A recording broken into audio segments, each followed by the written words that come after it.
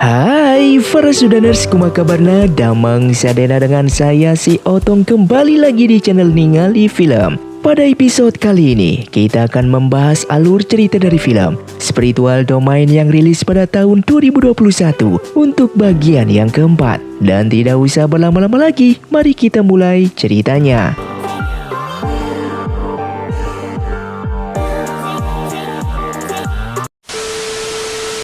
Film pun dilanjutkan dengan ketua suku Baji yang menemui ketua suku Suantian di sana. Ia pun dengan segera memintanya untuk menyerang sekte senjata saat ini juga. Namun permintaan itu pun ditolak oleh ketua suku Suantian, dikarenakan ia akan tetap menunggu keputusan sampai esok hari sesuai perjanjian dengan mereka. Sementara Qin Li yang memiliki rencana agar sekte senjata berada di tangannya, ia pun memutuskan untuk menjadi ketua sekte. Namun ini hanyalah bersifat sementara di saat peperangan ini terjadi. Dan jika semuanya sudah selesai, maka mereka bebas memilih untuk siapa saja yang akan meneruskan posisi tersebut. Seketika sang Master Mohai meminta Qin Li untuk meminjamkannya kertas latihan petir Nirvana agar ia bisa gunakan untuk menyerang klan iblis di saat peperangan itu terjadi. Sedangkan Jing Xuan yang akan pergi ke istana suku Suantian, Ting Yu pun memberikan sebuah plakat kepadanya agar Jing Xuan bisa masuk ke sana.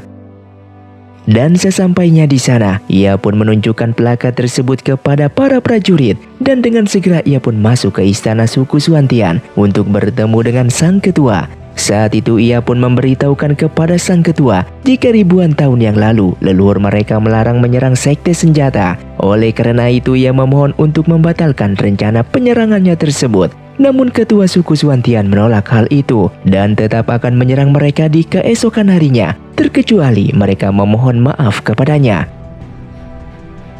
Di tempat lain, terlihat Master Mohai sedang berusaha berlatih kekuatan petir hitam Nirvana di kediamannya. Namun di sana ia merasakan ada seseorang yang masuk ke wilayahnya tersebut. Ting Yu yang mengetahui Master Mohai dalam bahaya, ia pun memberikan informasi tersebut kepada Qin Li yang berada di sekte senjata, dengan mengatakan jika ketua suku Baji melanggar perjanjian mereka dengan mengutus anak buahnya membunuh sang master, yang membuat Qin Li mendengarnya pun dengan segera pergi ke sana. Di sisi lain, terlihat utusan suku Baji telah sampai di kediaman sang master. Namun di sana terlihat istri dari sang master langsung menyerang orang tersebut. Di tengah pertarungan, tibalah Qin Li di sana dan menyerang orang itu dengan kekuatan petirnya. Namun siapa sangka orang itu sangatlah kuat yang membuat Qin Li dan Feng Rong kalah dengan mudahnya. Sang master yang mengetahui jika istrinya telah terdesak, dengan segera ia pun mengeluarkan kekuatan petir hitam Nirvananya dan langsung menyerang orang tersebut. Bahkan Qin Li pun menggunakan kekuatan petirnya untuk membantu sang master, yang membuat utusan dari suku Baji itu dapat dikalahkan oleh mereka. Namun akibat dari pertarungan itu, Feng Rong yang merupakan istri dari sang master harus mati di sana.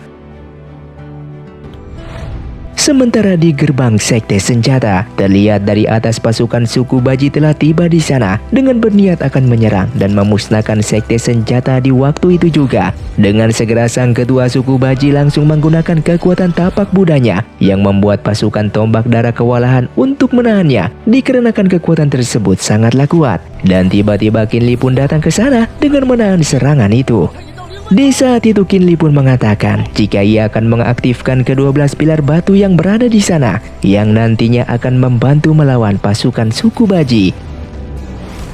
Kemudian Qin Li pun dengan segera pergi ke 12 pilar tersebut dan dengan segera ia pun mengaktifkannya. Namun ternyata itu merupakan sebuah segel gerbang klan iblis, sehingga para iblis di sana pun berhasil masuk ke dalam alam manusia, yang membuat mereka di sana merasa terkejut dan melarikan diri dari tempat tersebut. Sementara saat itu Qin Li bersama Ling Yu dan Ting Yu telah terjatuh ke dalam lubang itu dan masuk ke dalam dimensi lain. Kemudian sang ketua pasukan tombak darah melaporkan kejadian hal tersebut kepada mantan ketua sekte senjata dengan mengatakan jika ke-12 pilar itu ternyata merupakan segel gerbang klan iblis yang membuat mantan ketua sekte tersebut menjadi terkejut. Dan dengan bersamaan terlihat Master Mohai datang ke sana dengan membawa istrinya yang sudah tidak bernyawa. Di tempat lain, terlihat kakek Gong dan kakek Hua membahas masalah yang terjadi saat ini dengan menganggap kalau kakek Gong merupakan penyebab terbukanya gerbang klan iblis. Dikarenakan di saat dulu, ia tidak menyampaikan secara jelas mengenai segel ke-12 pilar tersebut yang merupakan segel gerbang klan iblis. Sehingga ia pun memerintahkan seekor ular besar untuk menyelamatkan Qin Li agar cucunya tersebut tidak mati oleh klan iblis. Setelah itu pasukan sekte senjata datang ke istana suku Suantian dengan meminta keadilan kepada mereka atas tindakan suku Baji yang sudah melanggar perjanjian yang membuat istri dari sang Master Mohai telah tewas akibat serangan tersebut. Seketika ketua dari suku Baji itu pun datang ke sana dengan meminta maaf atas perbuatannya itu yang langsung menyerang sekte senjata dan mengakibatkan segel dari gerbang klan iblis menjadi terbuka.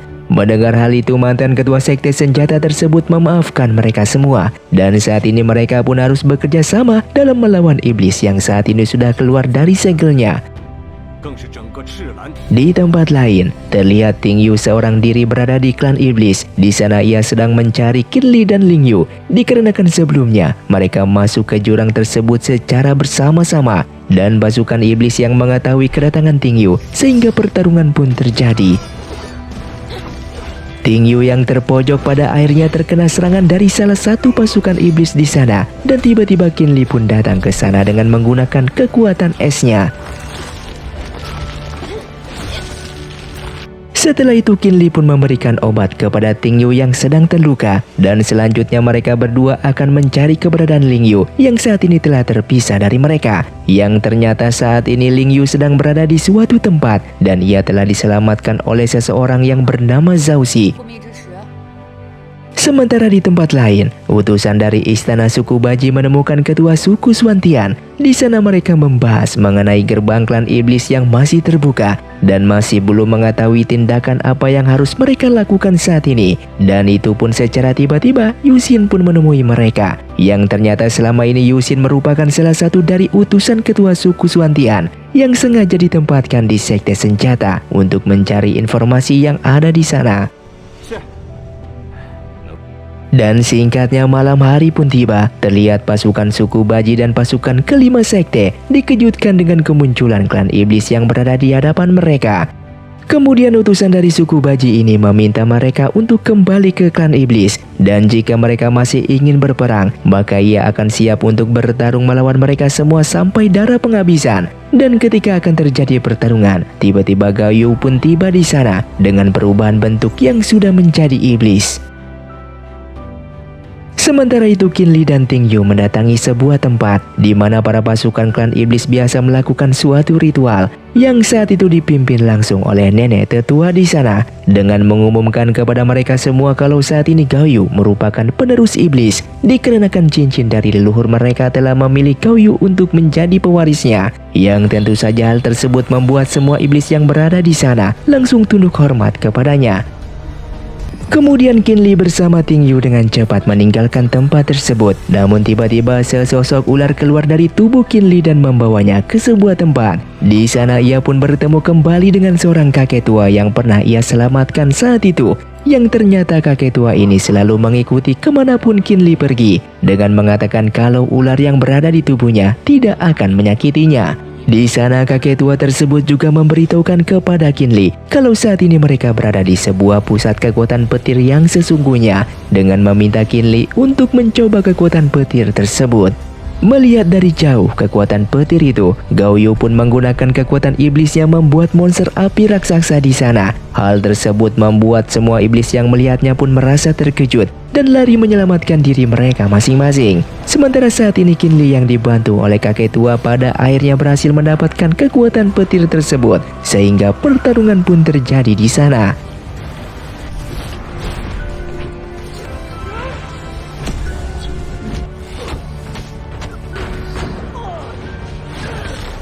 Di saat Qin Li yang akan membunuhnya, tiba-tiba Gao Yu pun langsung menghilang dari sana. Tak lama kemudian nenek tetua menemui Qin Li dengan menyadari kalau Qin Li merupakan cucu dari kakek Gong, orang yang pernah menyelamatkan klan iblis saat dulu. Namun di sini ia tidak mau memberitahukan keterkaitannya dengan kakek Gong, dikarenakan ia tidak berani mengatakan apapun sebelum Qin Li mengetahui kebenaran tersebut. Melihat kemunculan manusia, tentu saja hal itu membuat semua pasukan klan iblis berusaha untuk membunuh mereka. Namun di sana nenek tetua berusaha menyelamatkan mereka dengan menggunakan kekuatan miliknya. Setelah itu mereka pun telah sampai di sebuah tempat dan Qin Li melihat Ling Yu dan Zhao Xi berada bersama mereka. Di sana Ling Yu menjelaskan kalau Zhao Xi yang telah menyelamatkannya di saat itu. Namun di sini Ting Yu merasa keberatan dengan keberadaan Zhao Xi, sehingga Zhao Xi yang akan pergi tiba-tiba langsung menyerang Ting Yu di sana. Namun Ting Yu yang sadar langsung menyerang Zhao Xi yang membuatnya harus tewas di sana. Singkatnya, di saat mereka melanjutkan perjalanan, tiba-tiba Ting Yu terjatuh, yang ternyata racun dari serangan pasukan klan iblis telah menyebar ke seluruh tubuhnya. Yang seketika di sana Ting Yu meminta Ling Yu untuk membiarkan dirinya berbicara kepada Qin Li empat mata. Dan di sini Ting Yu menjelaskan alasannya selama ini membantu Qin Li. Semuanya ia lakukan dikarenakan ia meyakini kalau Qin Li adalah Gong Muli, orang yang sangat ia cintai. Yang kemungkinan besar saat ini Qin Li telah hilang ingatan, yang tidak mengenal siapa dirinya sendiri. Dan ia mengetahui hal tersebut setelah kejadian di Pilar Cahaya kemarin. Tak lama kemudian Ling Yu pun kembali menemui mereka dengan mengatakan kepada Ting Yu untuk tidak menyerah begitu saja dan harus tetap hidup, dikarenakan jika ia mati maka semua usahanya dalam menemukan Gong Muli akan sirna. Mendengar hal tersebut tentu saja membuat Ting Yu kembali bersemangat dan mereka pun kembali melanjutkan perjalanan menuju alam manusia. Di tempat lain, terlihat ketua suku Baji dan pengawalnya mendatangi tempat pengungsingan korban peperangan saat itu. Dan untuk menutupi identitas aslinya, ia pun merubah penampilannya menjadi seorang prajurit biasa. Namun kedatangannya dihadang oleh penjaga di sana. Di saat ketua suku Baji ini akan pergi dari sana, seketika ia pun mendengar suara anaknya yaitu Jing Xuan. Sementara itu Qin Li bersama lainnya akhirnya berhasil tiba di suku Xuantian dan melihat Ting Yu yang terluka parah. Dengan cepat Jenderal Xi meminta pasukannya untuk menyelamatkan Ting Yu. Tak lama kemudian Ling Yu mengeluarkan sebuah aura yang aneh dan diikuti dengan Qin Li yang juga tiba-tiba mengeluarkan kekuatan petirnya yang ia dapatkan saat berada di klan iblis kemarin, yang membuat cuaca di sana seketika menjadi gelap gulita akibat kekuatan petir yang dahsyat tersebut. Setelah itu Ting Yu yang sedang terluka langsung diobati oleh sang tabib, dan sang tabib mengatakan kalau Ting Yu telah terkena racun yang sangat sulit untuk disembuhkan dari klan iblis. Jika tidak cepat mendapatkan penawarnya maka Ting Yu tidak akan selamat. Setelah dari sana Qin Li pun memanggil kakek tua untuk segera keluar, yang saat itu Qin Li pun meminta bantuannya untuk menyembuhkan racun yang ada di tubuh Ting Yu. Namun kakek tua tersebut menolak permintaan darinya, dan kakek tua yang akan pergi dari sana, ia pun memberikan sebuah pesan kepada Qin Li agar dirinya mengambil ke-12 pilar tersebut. Namun Qin Li yang mendengarnya merasa kebingungan, dikarenakan ia tidak mengetahui bagaimana caranya bisa mengambil ke-12 pilar tersebut yang begitu besar. Sementara Ling Yu yang sedang menjaga Ting Yu di sana, terlihat ia mencoba mengeluarkan racun tersebut dari tubuh Ting Yu, yang ternyata ia berhasil menyerap semua racun tersebut yang membuat Ting Yu menjadi lebih baik. Ia pun merasa kalau kekuatan yang ia miliki saat ini berkaitan dengan klan iblis. Namun ia berniat menyembunyikan masalah tersebut kepada Qin Li sampai ia benar-benar mengetahui apa yang telah terjadi pada dirinya. Mengetahui Ting Yu telah sembuh, tentu saja hal itu membuat Jenderal Xi merasa sangat senang dan mengantarkan mereka untuk kembali ke sekte senjata. Terlihat Jenderal Xi memberikan sebuah perahu terbang kepada mereka dengan mengatakan untuk berhati-hati saat berada di sekte senjata. Sementara itu Jing Xuan yang mengetahui ayahnya berada di luar berusaha untuk kabur dari sana. Ia pun berpura-pura meminta bantuan kepada pasukan yang berjaga dan mengambil pakaian milik pasukan tombak darah untuk mengelabui ayahnya. Singkatnya, Du Shou dan Jing Xuan pada akhirnya bertemu kembali. Tentu saja hal tersebut membuat mereka merasa sangat senang. Sesaat Jing Xuan mengatakan kalau ia selama ini berada di penampungan pengungsi korban peperangan. Dan semuanya itu ia lakukan demi menghindari ayahnya yang saat ini berada di sekte senjata. Dikarenakan jika ayahnya mengetahui ia masih hidup, tentu saja ayahnya akan membawanya kembali pulang. Bahkan ia akan mendapatkan hukuman yang sangat berat. Tak lama kemudian, ketua suku Baji tak sengaja bisa bertemu dengan mereka. Du Shou yang melihatnya langsung menyerang ketua suku Baji tersebut. Namun tindakannya itu hanya sia-sia dan ia pun harus terkena serangan balik yang membuatnya terpental di sana. Dikarenakan telah berbohong mengenai kematiannya, saat ini Jing Xuan harus menerima hukuman tersebut dan hukumannya adalah Jing Xuan harus kehilangan jiwanya. Di tempat lain, mereka yang berada di perjalanan menuju sekte senjata, tiba-tiba Ting Yu melihat tempat di mana Qin Li biasa berlatih kekuatan petir dan mereka pun memutuskan untuk mendatangi tempat tersebut. Singkatnya, sesampainya di sana Qin Li menyadari kalau telah terjadi sesuatu hal di tempat itu. Terlihat banyak sekali kristal yang menyelimuti pilar-pilar batu di sana dan meyakini kalau semuanya ini merupakan efek dari aura iblis yang telah menyebar ke seluruh kota. Lalu Qin Li tiba-tiba menemukan sebuah mantra simbol di sana dan ia terkena efek dari simbol tersebut yang membuatnya langsung terjatuh. Qin Li yang penasaran tentang simbol itu, ia pun mencoba menggunakan kekuatan petirnya untuk mencari informasi mengenai simbol tersebut. Di saat itu Qin Li mendengarkan suara seseorang yang mengatakan kalau terdapat sebuah kitab di dalam simbol ini dan hanya bisa dibuka oleh pewaris dari klan iblis. Dan tak lama kemudian Ling Yu pun mencoba mendekati simbol tersebut yang ternyata ia pun berhasil mendapatkan kitab itu. Ting Yu yang melihat hal tersebut dengan cepat ia pun merebut kitab itu darinya dan mengurung mereka di sana. Di sini Ting Yu menyadari kalau Ling Yu merupakan pewaris dari klan iblis. Dikarenakan di saat itu Ling Yu dengan mudahnya menyerap racun iblis yang berada di tubuhnya dan tanpa menimbulkan efek apapun terhadap tubuh Ling Yu yang merupakan orang yang menyerap racun tersebut. Mendengar hal itu, Ling Yu pun membenarkan semua perkataan darinya kalau selama ini ia sering mengeluarkan aura kekuatan iblis yang berada di dalam tubuhnya. Namun ia belum bisa memastikan apakah ia merupakan seorang pewaris dari klan iblis atau bukan. Mendengar semua itu, Ting Yu pun membebaskan mereka dan berniat mencari informasi mengenai kebenaran tersebut. Kemudian Qin Li meminta kepada Ting Yu untuk menyembunyikan semua kejadian ini kepada ayah Ting Yu, yaitu ketua suku Xuantian. Dikarenakan jika semua ini terbongkar, maka sang ketua suku Xuantian akan membunuh Ling Yu. Dan ketika mereka telah sampai di sekte senjata, terlihat Qin Li mengeluarkan kekuatannya untuk mengambil ke-12 pilar batu tersebut dan memasukkannya ke dalam cincinnya. Yang seketika semua orang yang berada di sana merasa terkejut dengan kekuatan Qin Li. Mengetahui hal itu, dengan segera ketua sekte senjata dan penasehatnya segera keluar untuk menemui Qin Li di sana.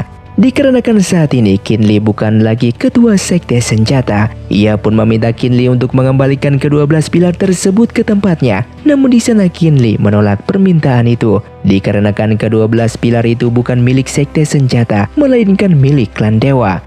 Kemudian Ting Yu yang berada di sana menanyakan kepada mereka tentang keberadaan utusan dari sekte lembah, dan ketua tombak darah pun menjawab jika orang yang dicarinya itu sudah tidak ada di sini. Namun Qin Li bersama lainnya tidak mempercayai perkataannya tersebut, sehingga di sana Ling Yu berniat akan mencari Zong yang berjaga di sekte lembah untuk mencari informasi di sana. Sementara saat itu Ting Yu pun pergi ke suku Xuantian dan menemui ayahnya dengan memberikan kitab klan iblis kepadanya. Di sini Ting Yu menjelaskan kalau ia mendapatkan kitab tersebut di dalam goa suku Ling. Namun Ting Yu tidak mengatakannya yang sebenarnya kalau kitab itu didapatkan oleh Ling Yu yang merupakan pewaris dari klan iblis.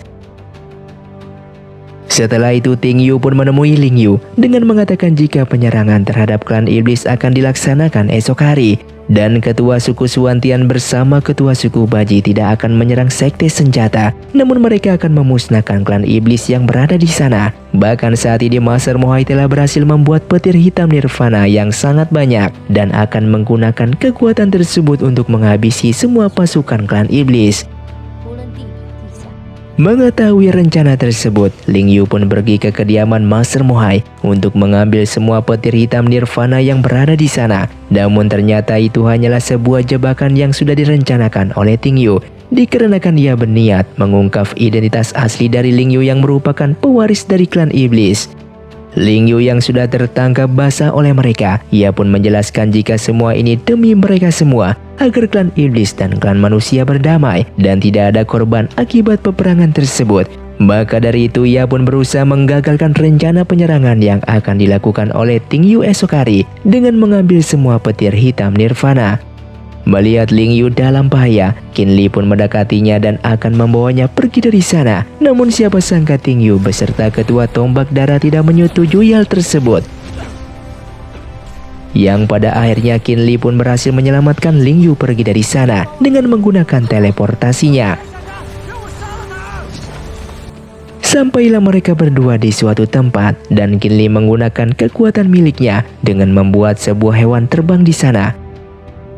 Di tempat lain, terlihat nenek tetua yang saat ini memimpin semua pasukan iblis di sana. Sesaat ia menyadari aura kekuatan dari pewaris klan iblis yang saat ini berada di dalam manusia. Ia pun dengan segera memerintahkan pasukannya untuk mencari dan menemukan pewaris tersebut agar klan iblis bisa memenangkan pertarungan ini. Sementara itu dari kejauhan, terlihat pasukan suku Baji dan suku Suantian telah bersiap menyerang klan iblis, yang pada akhirnya pertempuran antara mereka pun terjadi.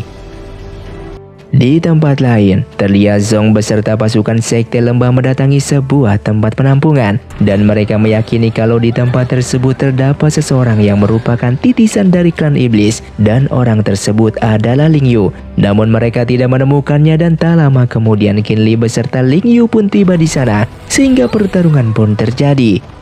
Yang pada akhirnya Ling Yu pun menemukan orang yang selama ini ia cari. Namun orang tersebut harus mengembuskan nafas terakhirnya akibat terkena serangan dari Zong. Sehingga Ling Yu seketika menjadi sangat marah dengan mengeluarkan aura kekuatan iblisnya yang membuat Zong harus tewas di tangannya. Bahkan dengan kekuatannya tersebut, ia pun berhasil mengambil kembali kitab suci yang berada di tangan Ting Yu.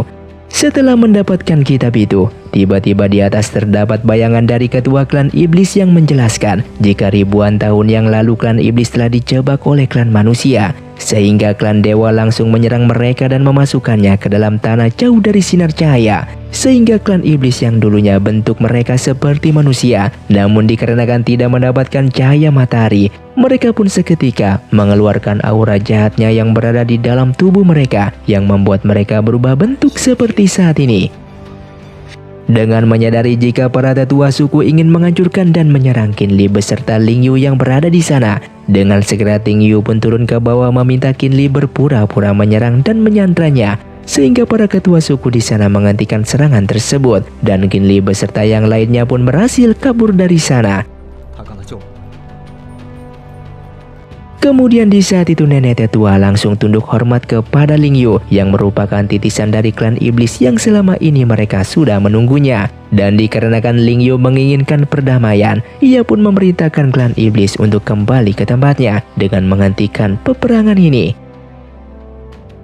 Dan film pun bersambung. Terima kasih untuk kalian yang sudah menonton video ini sampai habis. Sampai jumpa di video selanjutnya. Saya pamit urang dari Ningali Film. See you, tunggu diri dan salam Sundaners.